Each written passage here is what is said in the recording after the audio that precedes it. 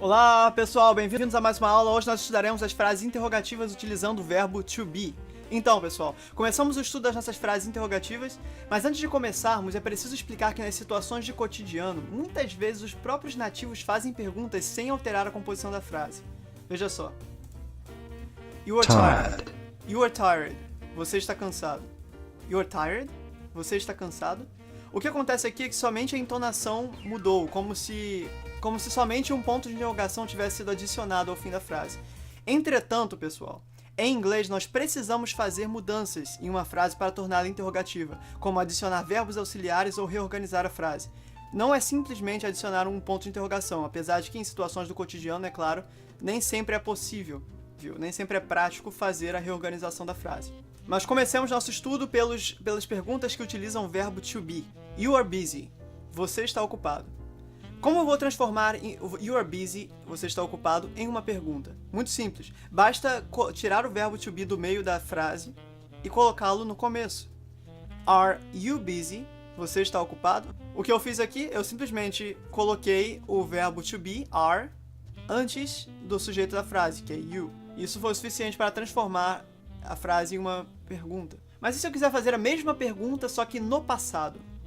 Eu falarei were you busy. O que eu fiz aqui? Você lembra que are está no presente? Então, are you busy se tornará were you busy. Você estava ocupado? Lembre-se que o were é a forma do passado para o plural e para a segunda pessoa do singular do verbo to be. Para a primeira e terceira pessoas do singular, que são I, he, she and it, nós utilizaremos was. Então até agora não é difícil. Mas e no futuro com will? As coisas ficarão um pouco mais interessantes agora, veja. Will you be busy this Saturday? Você vai estar ocupado no sábado? O que nós fizemos aqui? A forma do futuro do verbo to be é will be, vocês lembram? Então, tudo o que fizemos foi colocar o sujeito da oração entre o will e be. A forma afirmativa dessa frase seria You will be busy this Saturday. Você estará ocupado neste sábado. Se eu quiser fazer a forma interrogativa, eu simplesmente coloco o sujeito entre o will e be. Will you be busy this Saturday? Ao invés de You will be busy this Saturday. Então, agora nós faremos a mesma coisa no perfect. Lembra do perfect? Perfect é os tempos verbais do perfect são aqueles tempos verbais mais exóticos em que usamos o verbo to have mais o particípio. Have you been busy lately?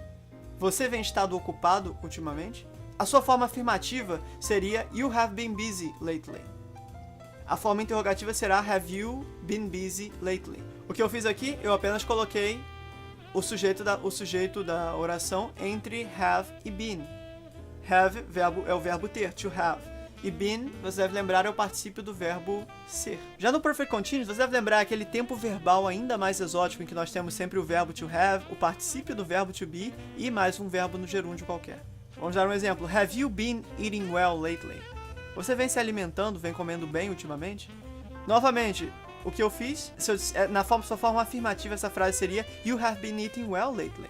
Você vem comendo bem ultimamente. Já na sua forma interrogativa, Have you been eating well lately? Eu simplesmente, novamente, coloquei o you, eu desloquei o you, o sujeito da oração, para que ficasse entre o verbo to have e o particípio do verbo to be, que é been. Então, pessoal, na aula que vem nós estudaremos o verbo to do, que é o equivalente ao verbo fazer no sentido de executar, em português, e as perguntas que o envolvem. Depois nós estudaremos também as perguntas que envolvem palavras interrogativas, como why, porquê, how, como, what, o que, which, qual, entre outras. Minha sugestão é que você reassista a aula, deixe um like e vamos continuar.